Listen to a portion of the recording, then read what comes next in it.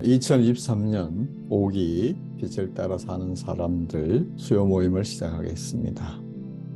오늘 주제는 메타노이아 두 번째 챕터 미운 오리 새끼에 대한 주제를 가지고 한번 영적 교통을 하도록 하겠습니다.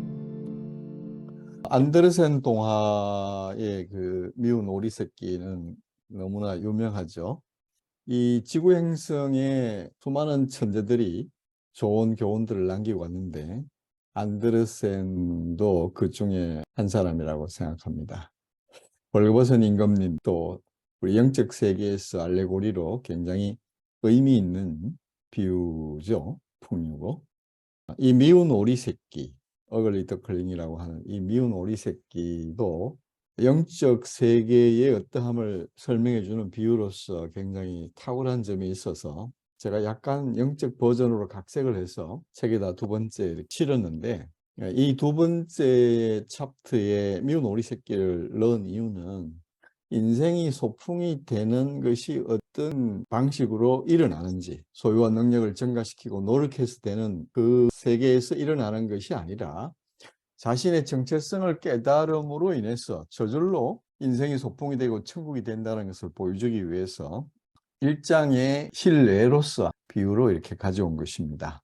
그리고 메타노이아라고 하는 생각을 깨트리는 예화로서 자신이 사실은 백조였지만 오리라고 착각하고 있는 그 무지를 깨트리는 한 예를 미운 오리 새끼를 통해서 보여줌으로써, 자세히 보시면 아시겠지만 이 메타노이아 곳곳에서 이 미운 오리 새끼를 끌어와서 어떻게 메타노이아가 되고 어떻게 무의로 인생의 문제가 해결되는지를 계속 이 미운 오리 새끼의 예를 통해서 보여줍니다. 영적 세계는 우리가 눈으로 볼 수 있는 세계가 아니죠. 형이상학적인 세계니까 이 세계를 설명하기 위한 그 도구로, 방편으로 쓴 것이 이 비유예요. 예수님도 비사가 아니면 말씀하지 아니하셨다, 비유가 아니면 말씀하지 아니하셨다, 그렇게 말하고, 붓다도 많은 비유로 들어서 설명을 했고, 비유의 달인이라고 할 수 있는 장자에도 보면 수많은 비유가 나오죠. 그래서 비유라고 하는 것은 어떤 사실을 못에 빗대어서 우리가 흔히 접할 수 있는 생활 속의 어떤 것을 빗대어 가지고 그것을 설명하는 하나의 방식이죠. 이걸 알레고리라고 하는데요. 예를 들면 이런 것입니다. 어떤 선교사가 아프리카에 전도를 하러 갔는데 거기 가서 그 나라 언어로, 그들의 부족의 언어로 이제 성경을 번역을 했대요. 그런데 이사야서 1장 18절에 있는 너희 죄가 조금 같을지라도 눈같이 희게 하리라, 이 구절을 번역을 해야 되는데 그 아프리카에 눈이 안 오잖아요. 그래서 이걸 어떻게 번역하면은 그 본래의 뜻을 알 수 있을까 고민을 하다가 이렇게 번역을 했대요. 너희 죄가 조금 같을지라도 코코넛 속같이 희어지리라, 이렇게 번역했다는 거예요. 비유라고 하는 것은 어떤 방식을 동원하든 간에 그 본질을 깨닫도록 도와주는, 빗대어서 하는 것이기 때문에 그게 사실을 말하는 건 아니에요. 그런 면에서는 비유는 한계가 있습니다. 그러니까 그 점을 알고 그 말하고자 하는 본질을 꿰뚫어야지, 뭐 그것이 사실이냐 아니냐 이런 식으로 이해하면은 근기가 낮은 것이죠. 성경 마태복음 13장에 보면은 7가지 비유가 나와요. 천국은 뭐뭐와 같으니라. 같으니라가 알레고리죠. 뭐뭐와 같다, 이렇게 비유하는데, 법화경이라고 하는 대성경전에 법화칠비라고 7개의 비유가 나와요. 상당히 이제 유사성이 있는데, 그 마태복음 13장에 있는 비유에 보면은 천국은 뭐뭐와 같다 그러면서 씨 뿌리는 비유가 나오죠. 여기서 말하는 천국은 하나님의 나라를 번역해서 중국어 성경에서 하늘이니까 천, 나라, 국 이렇게 썼는데 영어로는 kingdom of heaven, kingdom of God 이렇게 되어 있죠. kingdom이라는 것은 왕국이라는 뜻이잖아요. 왕국은 왕이 통치하는 나라라는 뜻이잖아요. 예수님이 말하는 그런 천국, 하나님의 왕국은 죽어서 가는 어떤 공간적 세계를 말하는 것이 아니라 하나님의 통치가 이루어지는, 하나님의 행정이 이루어지는 의식세계를 말해요. 마태복음 13장에 보면은 씨 뿌리는 자의 비유가 나오죠. 농부가 옥토에다 씨를 뿌려서 30배, 60배, 100배 결실을 거둔다. 이것은 영적 세계의 확산에 대한 것을 보여주죠. 또 알곡과 가라지 비유가 나오죠. 타작마당에서 마지막에 알곡과 가라지를 분리하겠다. 진짜와 가짜가 나눠진다. 그 다음에 겨자씨의 비유가 나오고, 천국은 작은 겨자씨 하나를 갖지만 그것이 크게 자라서 새들이 깃들인다. 천국은 가로수말 속에 넣은 누룩과 같아서 빵 만들 때 그 누룩을 넣어서 다 이렇게 부풀려 가지고 확장을 시키잖아요. 누룩이 어떨 때는 부패의 상징이기도 한데 여기서는 확장의 상징으로 이렇게 쓰고 있죠. 그리고 유명한 밭에 묻힌 보화. 우리 안에 IM이라고 하는 보화가 있죠. 이 보화가 있는데 그것을 발견해서 부자가 되었다. 우리 안에 감추인 보화, 그것이 킹덤 오브 헤븐이죠. 천국의 가치가 이처럼 크고 귀하기 때문에 자기의 소유를 다 팔아서 이 보화를 샀다 그랬죠. 자기를 다 팔았단 말은 자기의 어떤 소중하게 여기는 것들, 여러분이 지금 소중한 시간을 팔아서 여기 와 계시고, 또 뭔가 중요하게 여기는 세상의 어떤 것을 포기하고 여기 와 있는 것이 바로 자기의 모든 것을 팔았다. 그런 의미 속에 들어가는 것이죠. 그 다음에 천국은 진주장사와 같아서 크고 굵은 진주 하나를 발견하고 모든 것을 팔아서 그 진주를 구했다. IM의 통치가 일어나는 이 의식세계에 대한 이 진리가 그처럼 값어치 있고 귀하다는 것이죠. 모든 것을 내가 다 죽으라도 그걸 하나를 얻고자 하는 그런 열정을 말하기도 하고요. 그 다음에 또 이렇게 어부가 그물에 고기를 잡았는데 큰 고기 하나만 남기고 다른 고기는 다 버렸다. 그래서 가장 귀한 것 외에는 다 버린다. 그런 이게 이제 마태복음 13장에 있는 마태 7비, 제가 이름을 마태 7비라고 지었는데요. 마태복음 13장에 있는 7비유. 예수는 이것을 가지고 천국의 어떠한 그 영적 세계의 어떠함을 가르쳤어요.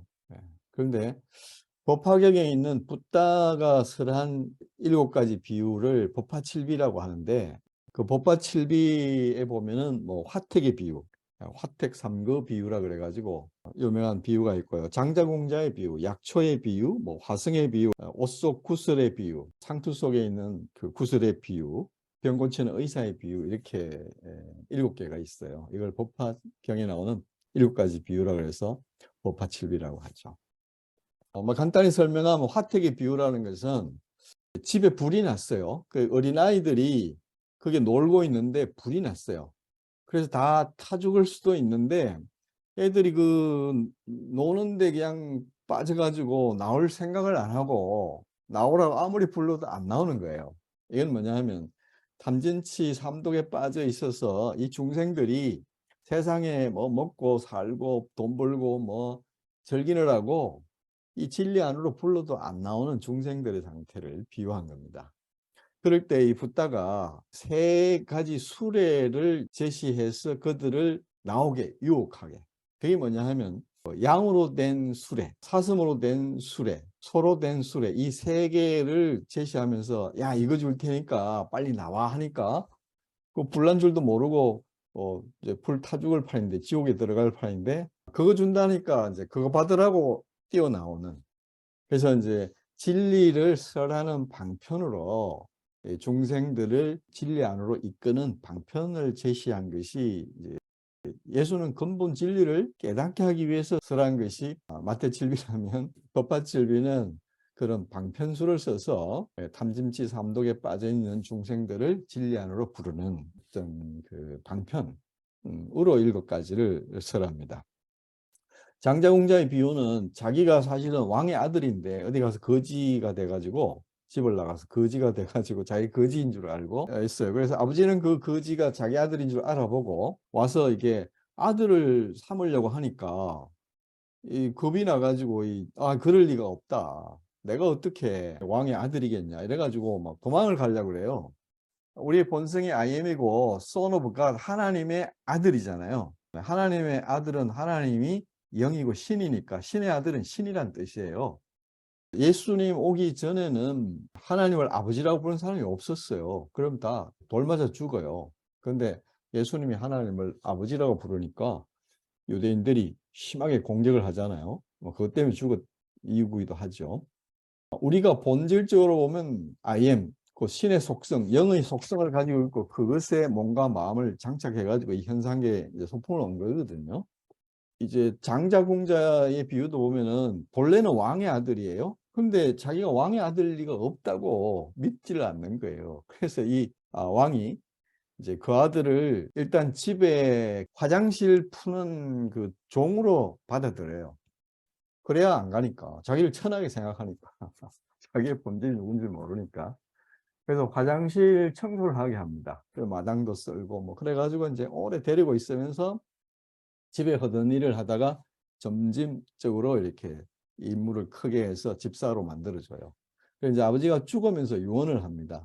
사실은 너가 내 아들이었다. 그래서 네가 믿지 않아서 내가 너를 화장실 청소부터 시작해가지고 이렇게 오늘날까지 데리고 왔다. 그렇게 하니까 이제 그때서야 이제 그걸 받아들이고 자기가 아버지의 유업을 이어받았다. 이런 게 이제 장자공자의 비유예요. 음. 그러니까 이것도 하나의 그 방편으로 중생들을 진리 안으로 이끄는 하나의 방편이라는 뜻이죠. 그 다음에 몇 가지 더 있는데, 이 의사의 비유라는 건 뭐냐 하면 아들들이 독약을 먹고 죽어가게 됐어요. 그래서 해독약을 주면 먹고 사는데 이 해독약을 줘도 안 먹으려고 하는 거예요. 이 말은 뭐냐면 이제 탐진치 삼독, 무지에 의해서 과도한 욕망을 내고 그것이 이루어지지 않을 때 분노를 내는, 이게 인생이 고가 되는, 고통에 빠지는 세 가지 독소거든요. 이걸 탐진치 삼독이라 그래요. 이 삼독을 해독하는 게 개정의 사막인데 이 세 가지로 탐진치 세 독을 다 해독할 수 있거든요.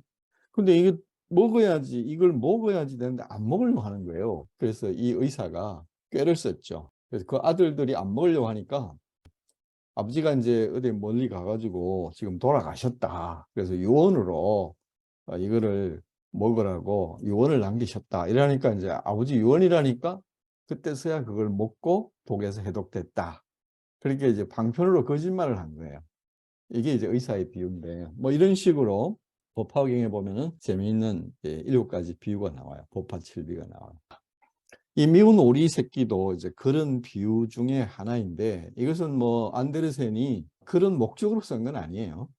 제가 이제 이 미운 오리 새끼의 비유를 가져와서 영적 버전으로 약간 각색을 해서 이렇게 실어 놓았습니다.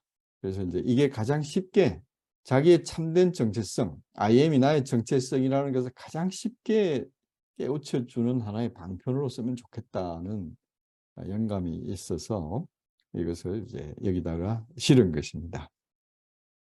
이 미운 오리 새끼라고 하는 이 이야기는 이렇게 시작되죠.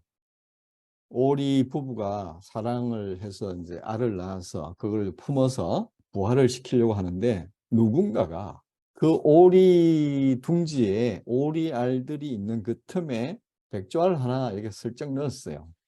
이 슬쩍 넣은 존재가 누군지는 설명을 하지 않는데 그 슬쩍 넣은 그것이 무엇이냐라고 한다면 우리가 현상계, 오리라고 하는 그 매트릭스 현상계 속으로 들어오는 어떤 과정을 그렇게 설명했다고 할 수 있죠. 그걸 우리식으로 말하면 신이 IM이 이 놀이와 게임을 위해서 자기가 설정해 놓은 매트릭스 안으로 들어오는 걸 그렇게 표현했다고 할 수 있죠. 그래서 오리라고 하는 이 세계, 오리의 세계, 자기가 사실은 백조의 씨를 가지고 있잖아요. 불성이라고 하는 부처가 되는 씨, 소성에서는 그 씨가 있다 이렇게 보죠. 대성에서는 개화를 해서 이미 부처다 이렇게 하는 관점은 다릅니다만은 함스큰의 월간지가 있을 때 그 씨알이라고 이름을 했죠. 씨. 우리나라에서는 영을 을이라고 하는데요. 을이 다른 말로 씨알이라는 뜻이에요. 씨알.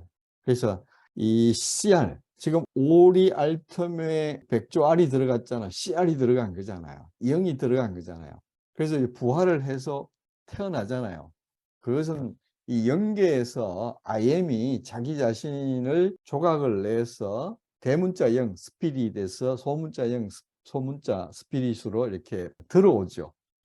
현상계로 들어오죠. 몸을 입고 들어오죠. 그게 우리의 출생이잖아요. 이것은 마치 전체인 바다가 파도가 쳐서 그 끝에 물방울 하나가 매어 달리잖아요. 그 물방울이 잠시 시공간에 납품될 때 이게 이제 개체적인 나다 하는 착각이 일어나잖아요. 근데 알고 보면 연결돼 있잖아요. 파도와 바다로 연결돼 있으니까 그 끝에 있는 물방울 보고 너는 누구냐? Who are you? 이렇게 물으면 나는 바다다라고 해야 사실은 그게 정답이잖아요. 우리에게 나의 본성이 뭐냐 그러면 부모 미생 전, 내가 어머니 뱃속에 태어나기 전 그 나, 그것은 사람도 아니고 어떤 영적 에너지거든요. 신성의 에너지가 이 현상계로 들어오면서 그런 방식으로 들어온 거예요. 육신을 입고 마음을 장착하고 생각, 감정을 담아서 들어온 거거든요.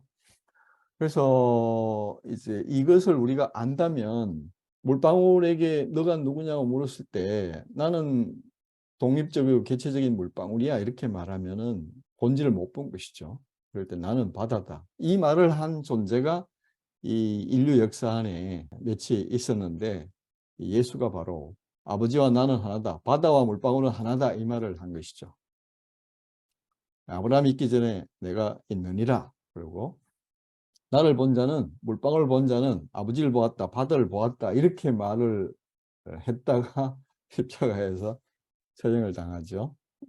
그래서 항상 근원과 본질을 보았다는 것을 우리가 이제 알 수 있습니다.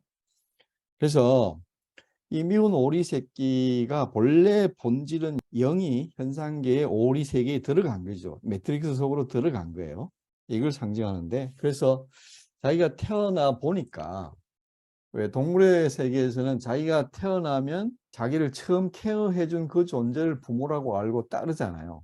동물들이 사람의 도움을 받아서 태어나서 사람하고 같이 살면 사람을 자기 그 부모라고 생각하고 따르잖아요. 그래서 이 미운 오리 새끼 본질이 백조인데 그 알틈에 태어나가지고 자기를 이제 오리 세계에서 처음 만난 부모, 형제가 오리들이니까, 오리밖에 없으니까 자기를 오리라고 생각하고 착각하고 살았다. 이게 이제 붓다가 말하는 인생 고통의 첫 번째 원인인 탐진치, 삼독의 치, 무지죠, 무지. 이 무지가 시작됐습니다. 그래서 이제 그 속에 이제 사는 게 뭐 모양도, 걷는 모양도 다르죠. 오리들은 뭐 뒤뚱뒤뚱 이렇게 하는데 백조는 우아하게 걷잖아요. 몸통도 크고 이 깃털도 희고 빛이 나고 내는 소리도 다르고 우아한 소리를 내는데 오리들은 꽥꽥거리잖아요. 그래서 이제 자기를 오리라고 생각하니까 그 오리 세계에서는 얘가 아주 못난이 오리인 거예요. 그래서 엄청 왕따를 당하고 동료 오리들로부터 아주 심한 놀림을 당했죠. 너는 뭐 왜 그렇게 걷냐? 너는 목소리가 왜 그러냐? 너는 뭐 생긴 게 왜 그러냐? 이 모든 자기의 그 타고난 하늘이 준 모든 것이 부끄러움이 되는 세계로 이제 들어간 거예요. 그럼 자기가 그건 오리라고 잘못 생각했기 때문이잖아요. 그래서 이 오리가 그런 왕따와 수모를 당하다가 그래도 자기 엄마라고 여겼던 그 어머니 오리는 자기를 사랑으로 대해줬기 때문에 그거 하나 의지해서 겨우 견디고 있었는데 어느 날 이 엄마가 자기한테 아주 충격적인 말을 한 거예요. 차라리 그럴 거면 너 없어지는 게 좋겠다. 차라리 나가 죽어버려라. 이 말에 이제 트라우마가 생겨가지고 이제 나는 기댈 곳이 아무것도 없구나. 이래가지고 이 행복을 찾아서 무지개를 찾아서 집을 나가죠. 집을 나가죠. 집을 나가는 것이 이제 가출인데 영적 세계에서 보면은 이제 출가가 시작된 것이죠. 가출과 출가는 같은 말이지만 자기 자신의 욕망을 성취하기 위해서 나가면 가출이죠. 근데 이제 뭔가 진리를 찾아서 나가는 사람을 우리가 출가한다고 그러잖아요. 같은 말인데 사실은 목적이 다를 뿐인데 근데 이 미운 오리 새끼의 집을 나가는 것은 결국은 이제 가출에서 머물지 않고 출가로 성화를 하게 되는 것을 우리가 보게 되죠.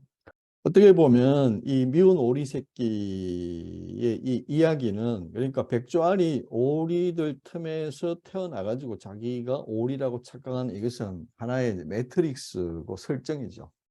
우리가 아바타라는 영화를 보면 사람이 어떤 뭐를 이렇게 쓰고 가상현실, 정강현실 속으로 슝 들어가잖아요. 나비 나라에, 물의 나라에 들어가죠. 나비죠. 그 보라색 그 색깔을 가지고 있는 기독하고 뭐 이상하게 생긴 그거를 우리는 아바타라고 하잖아요. 아바타는 아바타라라고 하는 산스크리트에서 왔어요. 산스크리트의 아바타라에서 라를 빼고 아바타라고 해서 영어가 된 건데 이 아바타는 이제 화신이라는 뜻이죠. 화신. 게임 속에 자기 아바타가 있잖아요. 그런 것처럼 영적인 세계에서 보면은 우리가 신이 이 지구라는 행성에 인간의 몸을 입고 들어오는 것을 아바타와 같은 거죠. 그걸 화신이라 그래요. IM을 법신이라고 한다면, 법 그 자체라고 한다면, 그런 형상이 없죠. 근데 우리가 형상을 입고 들어오면 그것을 화신이라고 그러죠. 그걸 아바타라고 합니다. 그래서 본래는 백조인데 자기가 오리 세계로 들어간 이것을 우리는 아바타, 오리라는 아바타. 근데 그 아바타는 진짜가 아니잖아요.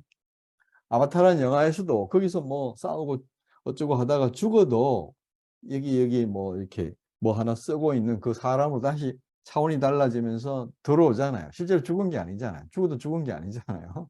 그래서 오리가 죽었다 해도 오리가 죽은 게 아닌 것처럼 이걸 이제 하나의 매트릭스, 금강경에서는 붓다는 여몽한 포형, 이 현상계라고 하는 것은 빅뱅, 퍼스트 무브가 일으킨 빅뱅에서 뻥 하고 쏟아져 나와서 137억 년이 지나서 이 우주 태양계에 지구라는 행성에 사람이 출생하잖아요. 그러니까 이거는 이 퍼스트 무브 제1 원인으로부터 유출된 현상계잖아요. 이거는 퍼스트 무브의 꿈이라고 할 수 있어요. 퍼스트 무브가 꾸는 꿈속의 어떤 거라는 것을 붓다는 통찰을 했습니다. 그래서 그거를 이 현상계는 여몽한 포형이다 그랬습니다. 여몽, 꿈과 같고, 일루전, 환상과 같고, 물거품과 같고, 영, 그림자와 같다. 이 실제가 아니라는 뜻이에요. 이 오리 세계에 들어와서 자기를 오리라고 착각하는 게 실제가 아니잖아요. 꿈이고 환상이잖아요. 그래서 우리가 이것을 알고 영적인 알레고리로서 이걸 읽으면 여기서 신선한 보화를 우리가 캘 수가 있습니다. 그래서 이 매트릭스 안에서 우리가 왜 뭐 방탈출 게임 이런 거 하잖아요.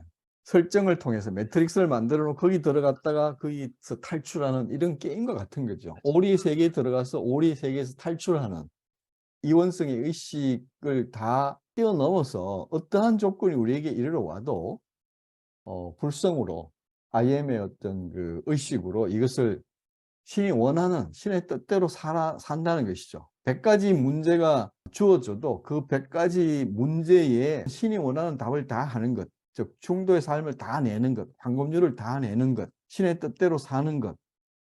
이게 예수가 십자가에 죽을 때 다 이루었다 그러고 죽잖아요.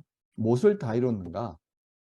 하나님 뜻대로 사는, 나는 아버지가 나에게 보여주시지 아니하고는 내 스스로 아무것도 할 수 없노라 그랬어요.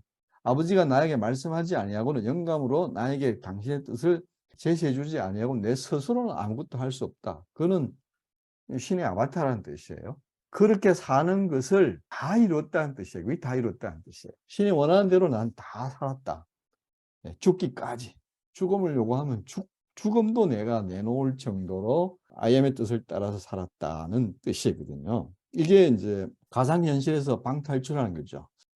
우리가 뭐 한 번 생으로는 되지 않겠지만 우리가 두고 이 방탈출 게임을 해서 결국은 이 지구라는 행성에서 주어진 모든 문제에 대해서 우리에게 현실에서 일어나는 그런 선악의 요구에 대해서 다 신의 뜻대로 살 수 있다면, 부처의 뜻을 따라서 불성대로 살 수 있다면 그게 이제 게임이 끝나는 거죠. 더 이상 여기 머물 이유가 없어지는 거예요. 그러면 그게 해탈이고 이제 다음 연계, 연계는 7차원의 연계가 있다고 하는데 바울이 셋째 하늘에 올라갔다 왔다 그랬죠. 세 번째 연계라고 해석을 하기도 합니다.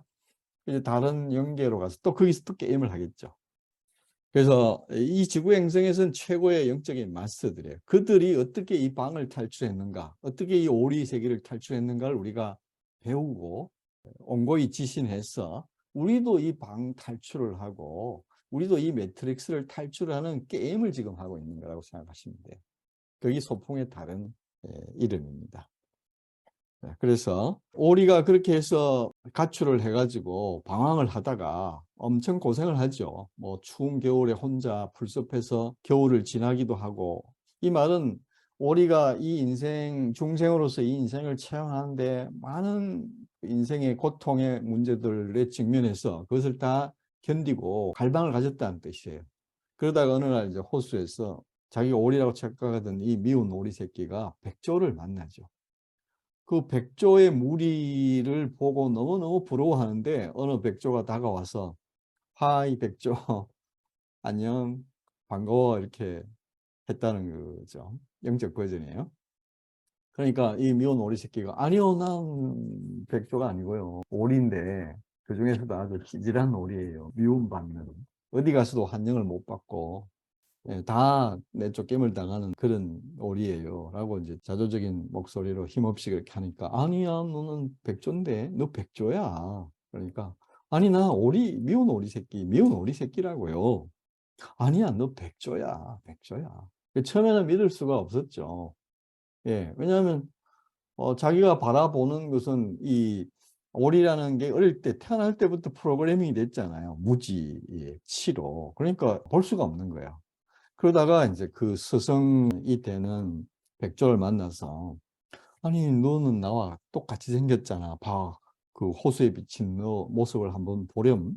그래서 거울을 보게 되죠. 그것은 이제 영적인 의미로 말한다면 우리가 진리에 비추어 보아서 성인들이 영적 마스터들이 남기고 간 그 진리에 비추어서 나를 보니까 아 내가 I am이구나 하는 것을 알아차리게 됐다는 것이죠. 그래서 호수에 비친 그 모습과 내 앞에 있는 백조를 보니까 똑같거든요. 나도 백조인가? 그래도 처음에는 믿을 수가 없었어요. 비슷은 하지만 설마 내가 백조일 거라고 생각하기가 어려웠거든요. 그럴 때 이제 스승이 도와주죠. 얘야, 너는 백조란다. 너는 백조야. 본래 백조였어. 그렇게 해서 자기의 이제 정체성, 자신이 누구인지를 깨닫게 됐죠. 그 깨닫게 됐다고 해서 고통이 바로 다 끝난 건 아니었겠죠. 오랜 오리 세계에서 익숙했던 그 습관들이 계속 자기가 오리라는 이 생각이 계속 일어나니까 항상 깨어서 나는 백조야라는 생각을 의도적으로 하지 않으면 또 오리 짓이 자꾸 나오는 거예요. 오리의 걱정이 나오는 거예요. 오리 세계에서 무시를 당하기 때문에 나는 위대한 오리가 되어야 돼. 그래서 이 고통을 끝낼 거야. 그래서 위대한 오리가 되기 위해서, 즉 성공한 오리가 되기 위해서 소유를 증가시키고 능력을 증가시키는 그 세계에 줄다름을 쳤어요.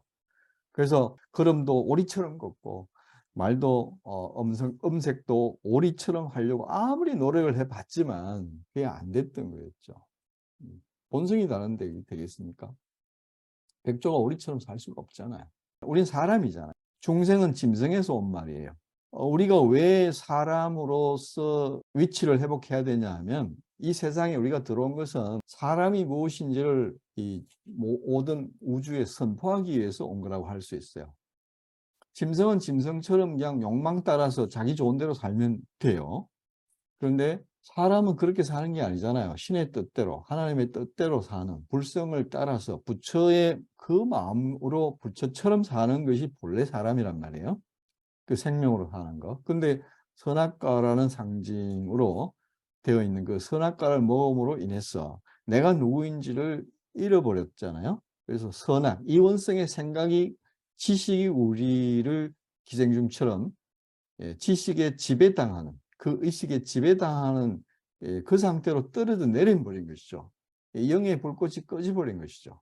그래서 벌거벗어도 빛이 나는 존재였는데 이 영이 꺼지니까 선악과로 말미암아서 이제 뭐 몸뚱아리하고 생각, 감정이 나라는 착각 속에 있으니까 부끄러워지고 그래서 얼굴이 이제 어두워지고 빛을 잃어버렸죠. 빛의 갑옷이 사라진 거예요. 그러니까 무화과 나무를 엮어서 부끄러움을 가려야 하는 그런 존재가 된 것이죠. 그러나 본래 우리는 그런 존재가 아니었다는 것입니다. 그래서 이 오리가 그 상태에서 자기의 본성을 찾고 옛날 습관을 하루하루 백조들과 같이 살면서 그것을 이제 지워나가기 시작했죠. 그래서 드디어 오리의 어떤 습관을 완전히 벗어버리고 백조처럼 살기 시작하고 종래에는 백조처럼 하늘을 날 수 있는 비상을 하죠.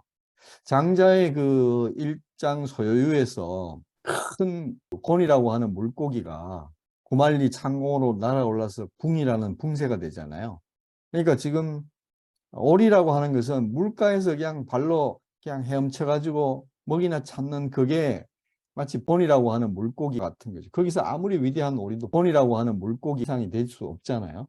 근데 지금 이 백조는 하늘을 날기에 되잖아요. 붕세가 되는 것이잖아요.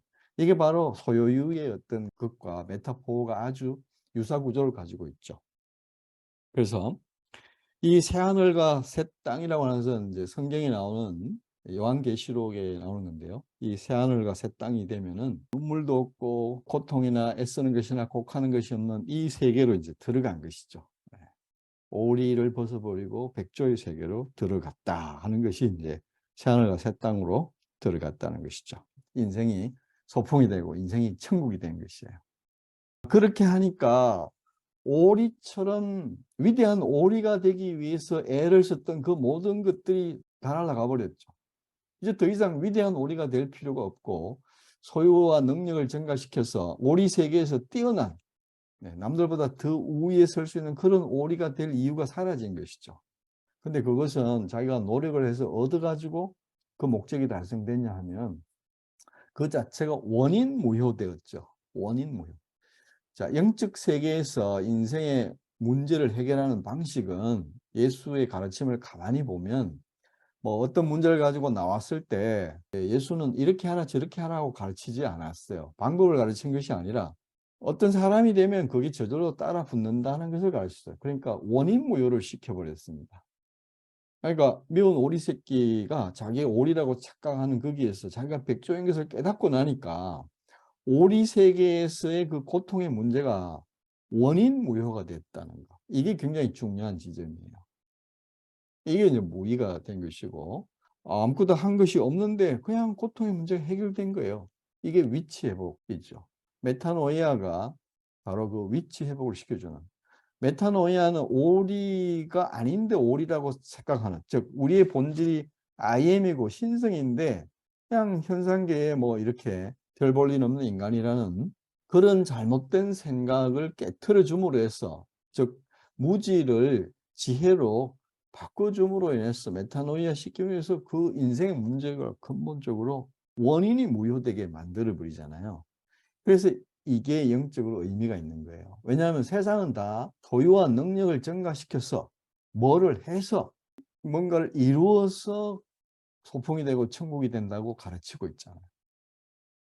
근데 그럴 필요가 전혀 없는 세계가 있다는, 이게 복음이죠. 예, 뭐 열심히 하면 너도 뭐 할 수 있어. 최선을 다해봐. 이거 사람 죽이는 거잖아요. 멍에를 엄청나게 무겁게 지우는 거잖아요. 예, 평안이 아니고 고통을 지우는 거잖아요. 이건 복음이라고 할 수 없죠. 그런데 미운 오리 새끼가 자신의 정체성을 깨닫자마자 오리처럼 살아야 하는 그 문제 자체가 모형화되니까, 예, 우리로 말하면 우리가 I am 따라서 I am의 방식으로 살면 저절로 평안이 오는 고통의 문제가 해결되는 이 세계가 있다는 것을 상징하고 있습니다.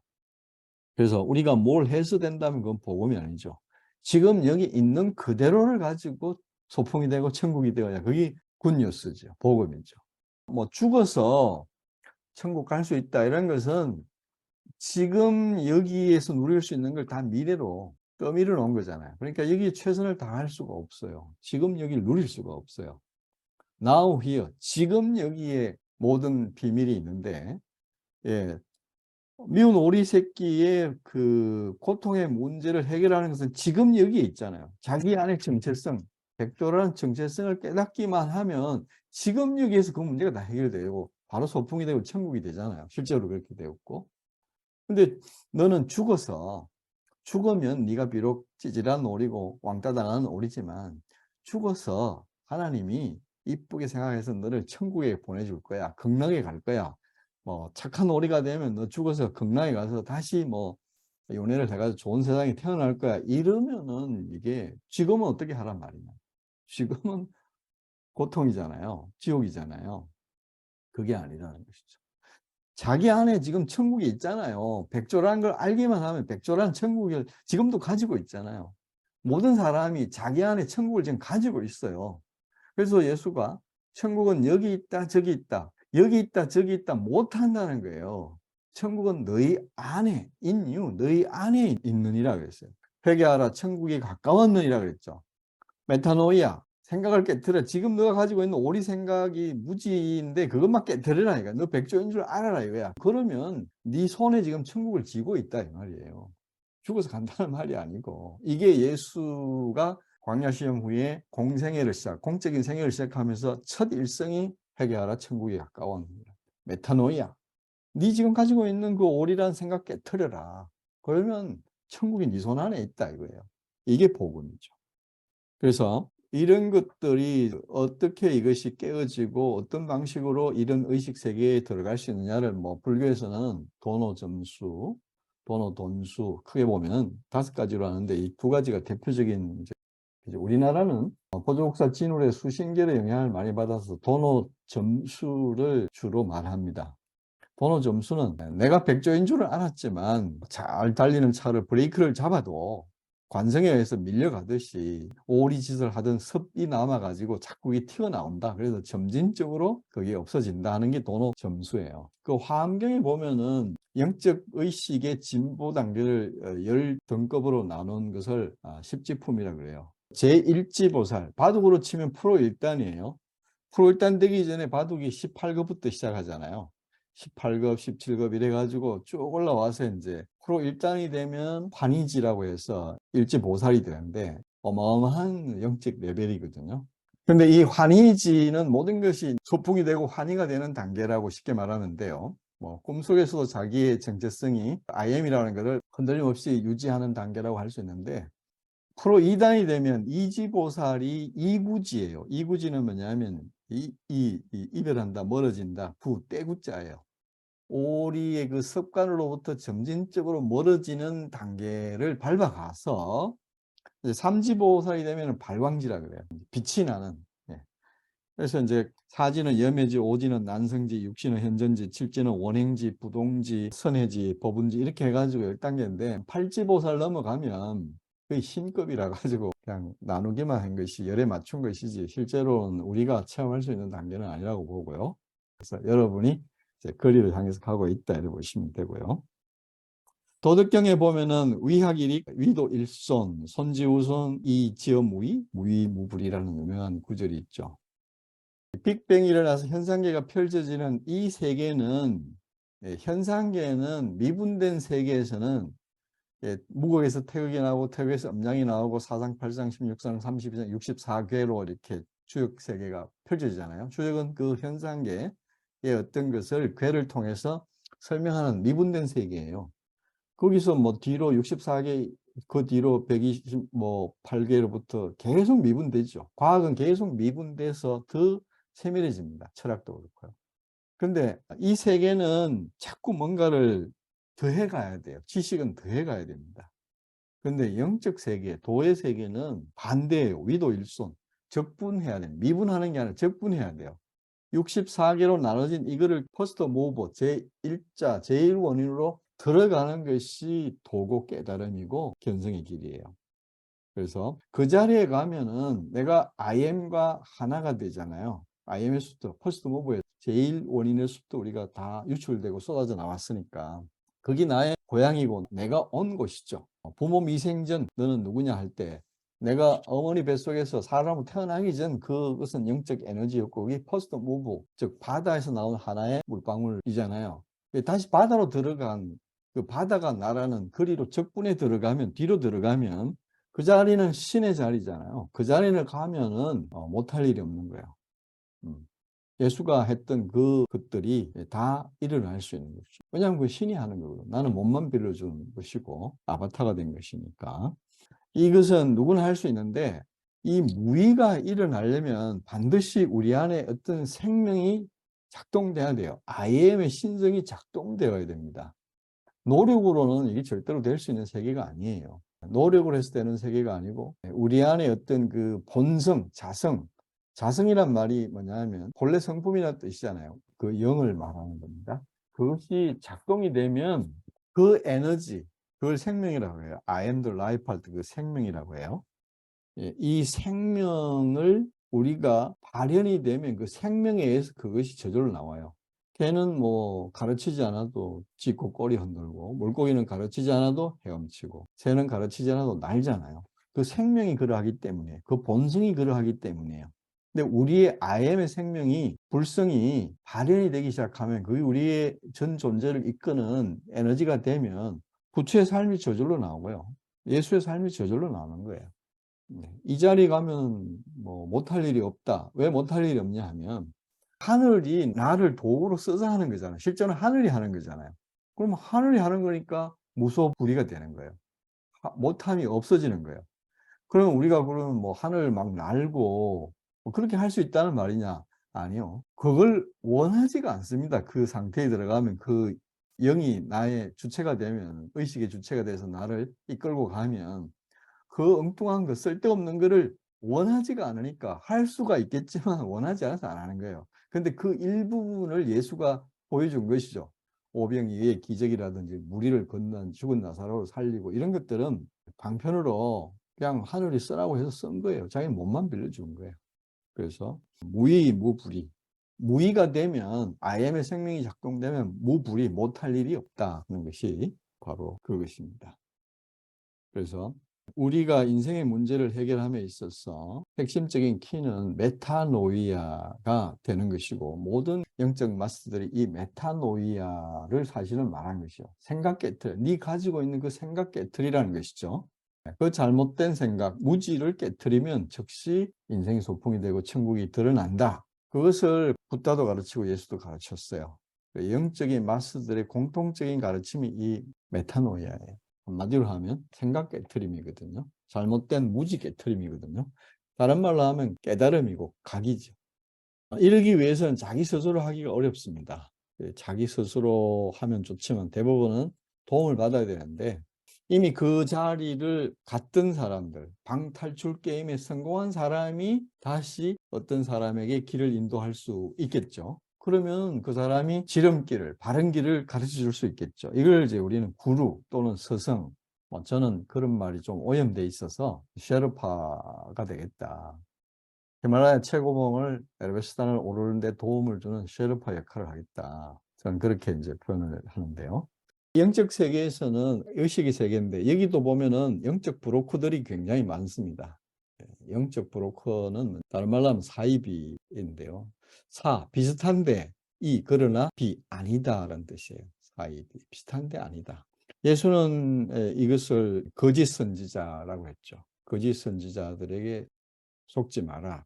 유대인들이 뭐 이렇게 하고 저렇게 하고 뭐 율법을 지키고 뭐 이렇게 해야 네가 하나님 나라에 들어간다 이렇게 가르쳤거든요. 그리고 죽어서 간다 이렇게 가르치니까 그 이제 예수가 와서 심하게 뭐라고 하죠. 이 독사의 자식들아, 위선자들아, 너희가 천국 열쇠를 가지고 인생을 소풍으로 만들고 천국으로 들어가는 그 열쇠를 가지고 있거든요. 하나님의 말씀을 맡은 자들이기 때문에 그걸 가지고 너도 들어가지 않고 남도 못 들어가게 하는구나라고 경책을 하죠. 그러면서 그러려면 차라리 연자 맷돌을 목에 걸고 바다에 빠지는 게 낫다. 그 과보와 업보가 크니까 차라리 그렇게 죽는 게 낫다. 이렇게 심한 말을 할 정도로 영적 인도자들에 대해서 많은 경고를 했습니다. 예수는 요한복음에서 7번 자기 자신의 정체성을 알려서 I am이라고 해요. 8장에 보시면 이제 자세히 나와 있는데, 이 I am은 개체적인 예수, 2000년 전 그 육신적인 예수를 말하는 것이 아니라 I am, 우리가 말하는 대문자 I am이에요. 스스로 있는 자. 8장을 미리 읽어보시면 이제 앞으로 난 또 도움이 될 거예요. 나는 생명의 떡이다. 나는 생명의 빛이다. 나는 양의 문이다. 나는 선한 목자다. 나는 포도나무다. 나는 부활이요 생명이다. I am the way, I am the truth, I am the life. 나는 길이요 진리요 생명이다 할 때 이렇게 7번 자기를 I am이라고 합니다. 여기서 말하는 I am은 스스로 있는 자예요. 자기 안에 있는 하나님이죠. I am the life 할 때 그 생명이 I am이 생명이라는 뜻이에요. 이 I am의 생명이 우리에게 오면 그것이 길이 되고 천국으로 들어가는 길이 되고 인생을 소풍으로 만드는 길이 되고, 그것을 다른 말로 하면 진리, 다른 말 법이고, 이것이 문이라는 거예요. I am의 문이라는 거예요. 그래서 이 I am의 문으로 들어가지 않으면 나는 양의 문이다 그러면서 나보다 먼저 온 사람들은 모두 도둑이고 강도다, 그렇게 심한 말을 합니다. 누구든지 나를 통해 들어가면 구원을 받을 것이다 그래요. 여기서 나는 2000년 전에 육신으로 온 그 개체적인 예수를 말하는 게 아니고 IM이에요. IM, 누구든지 IM을 통해 들어가면 IM이 나라는 그 정체성, 즉 오리가 자기의 정체성이 백조잖아요. 본래의 정체성이 참나가 백조잖아요. 그 백조를 통해서 들어가면 그게 곧 천국이고 구원이라는 거예요. 그런데 그렇게 인도하지 않는 것을 사이비 인도자라고 해요. 예, 이런 사람들이 이제 거짓 선지자고 영적 브로커인데, 이 현상에는 그런 존재들이 굉장히 많아서 위험합니다. 상당히 위험합니다. 1000m에 올라가면 자기 앞에 산이 가리고 있어서 뒤가 안 보이잖아요. 영적 세계 의식 레벨을 1000이라고 합시다. 산이 가려서 안 보여요. 근데 2000m에 있는 사람이 그 산 뒤에는 커다란 냇가가 있다 이러면 1000m 의식에 있는 사람은 그 말을 내가 본 조그만 동네 개천을 보고 저 사람 뻥치네 이렇게 생각을 해요. 근데 자기가 의식이 진보해서 2000m에 가보면 그게 동네 그 개천이 아니고 커다란 냇가가 있는 게 보이는 거예요. 아, 이걸 보고 말했구나라고 그때 가서야 깨닫습니다. 근데 2000m 오른 사람도 3000m에 있는 사람이 그 큰 내 뒤에 커다란 강이 있다 이렇게 말을 해주면 자기는 그게 안 보이거든요. 가려져서, 산이 가려져서. 저 사람 또 뻥치는구나. 내가 보는 이 큰 냇가를 가지고 저 사람 또 강이라고 말하네. 이렇게 자기 의식 수준만 해석을 해요. 근데 자기가 3000m의 의식 수준에 올라보면 이거 뭐야? 냇가가 아니고 엄청난 크기의 강이 흐르고 있구나 하는 걸 보게 되는 거예요. 근데 거기에 오른 사람도, 의식이 5000m에 오른 사람이 그 강 너머에 큰 바다가 있다 이러면은, 근원이 있다, IM이 있다 이러면은, 저 사람 또 이상한 소리 하네. 사이비다. 막 욕을 하고 비난을 한단 말이죠. 저 같은 사람이 IM이 우리의 본성이다 이러면 대부분 사람들이 그렇게 비난을 해요. 근데 자기가 그 자리에 가보면 이걸 가지고 말했구나. 진짜 바다가 있구나. 권원의 세계가 본질이 이것이었구나라고 깨닫게 됩니다. 근데 그렇게 되기 전까지는 알지를 못하죠. 근데 세상의 사이비 영적 지도자들은 자기가 한 1000m 겨우 올라놓고는 뒤는 없어. 이게 마지막이야. 라고 해요. 뒤로 못 가게 차단을 해 놓습니다. 아예 그거 말도 안 돼. 그거는 종교다원주의야. 뭐 이렇게. 자기가 보지 못했다는 걸 모르고 그 세계. 그게 바로 예수가 나는 양의 문이다. 나보다 먼저 온 사람, 앞서서 뭐 1000m에서 길을 막고 있는 사람, 율법을 통해서 행위를 통해서 구원에 이를 수 있다는 이런 유대인들, 이런 사람들 다 강도요, 절도라는 거예요. 도둑들이라는 거예요. 영적 세계의 도둑들이라는 거예요. 그런 사람들은 위험한 것이죠. 내가 그 길을 모르기 때문에 그 길을 방탈출을 한 사람이 알려주는 그 길을 가야지 가장 인생 낭비를 안 하고 시간 낭비를 안 하거든요. 근데 이걸 모르면, 자, 내가 가장 높은 산을 올라야 되겠다. 영적인 고봉을 내가 올라가야 되겠다라고 발심을 했다고 칩시다. 근데 이제 자기 집 주위에 있는 산부터 올라가기 시작해요. 가보니까 더 높은 산이 있어. 또 올라가고, 또 올라가고, 또 올라가고. 뭐, 보이는 산마다 높은 거 하나씩 찾아서 올라가면, 어느 세월에 히말라야 에베레스트를 등정하겠습니까? 근데 제일 높은 산은 IM이라고 하는 저 네팔에 있는 에베레스트 최고봉이 있는데, 거기를 가려면 카트만두로 비행기를 타고 가가지고 거기서 셰르파를 만나가지고 이렇게 해서 올라가면 된다라고 누가 안내를 하고 길을 가르쳐 주면, 그 길을 따라가면 인생을 낭비하지 않고 에너지 낭비하지 않고 돈 쓸데없이 갖다 바치지 않고 제대로 길을 갈 수 있지 않습니까? 우리가 좋은 인도자를 만나야 될 이유가 거기에 있습니다. 그래서 그 의식 세계만큼 내가 그 길로 인도를 받을 수 있기 때문에, 물론 이제 교육 시스템에 빗대면은 유치원 선생도 필요하고 중학교 선생, 고등학교 선생, 뭐 대학 선생 다 필요합니다. 그런 종교도 필요해요. 그런 면에서. 그러나 거기에 평생 머물고 있으면 나의 올바른 정체성을 회복하는데 아쉽다는 것이죠. 거기서 평생 머물러야 할 것이 아니라, 절은 우리가 채우기 위해서 있는 것이 아니라 절을 비우기 위해서 있다. 그런 말이 있어요. 어떤 사람들이 깨달으면 자꾸 하산시켜서 내보내야 됩니다. 그래서 세상에 들어가서 빛이 되고 소금이 되어서 세상의 어둠을 거두고 부패한 세상을 정화시키고 맛을 잃은 그 세상의 소금으로 맛을 내게 하는, 간을 고르게 하는 이 역할을 해야 되거든요. 근데 지금 절이나 교회를 자꾸 사람으로 채우려고 한단 말이죠. 평생 붙들어 두려고 한 데는 의도가 있는 거예요. 사람을 끌어모아 가지고 뭘 하려는 의도가 있기 때문에 그렇다고 오해할 수도 있습니다. 예수님의 제자들도 보면은 다 흩어져서 세상으로 들어가서 그 세상에 빛이 되고 소금이 되어서 장렬하게 인생을 마쳤죠. 오늘 이 미운 오리 새끼가 이 메타노이아에서 어떤 위치를 차지하고 어떤 의도로 제가 거기에 넣었는지, 그리고 이것이 주는 영적인 의미가 무엇인지에 대해서 같이 나눴습니다. 우리 모두는 지금 오리 상태에서 내가 오리라고 착각하고 있는 무지 상태에 있고, 오리를 가지고 인생을 내 인생 지금 이걸 가지고 오리라고 착각한 상태에서 최고의 오리가 되는, 성공한 오리가 되는, 유명한 오리가 되는 그 세계에 내가 잘못 길을 가고 있습니다. 여기서 이 생각을 깨부수고 메타노이아 돼서 나의 참된 정체성을 회복함으로 말미암아 내가 사실은 오리가 아니고 I am이 나의 본질이고 본성이고 진짜 나의 정체성이라는 것을 깨달으면 오리처럼 살려고 하는 거기서 오는 마음의 고통은 일거의 원인 무효가 돼서 나는 바로 천국을 누리고 인생이 그때부터 소풍이 되게 됩니다. 우리 모두 그 세계로 나가서 우리 인생을 아름다운 소풍과 천국으로 누리게 되시기를 바랍니다. 이미 그렇게 되었고 지금 그렇게 잘 되어가고 있습니다. 빗다사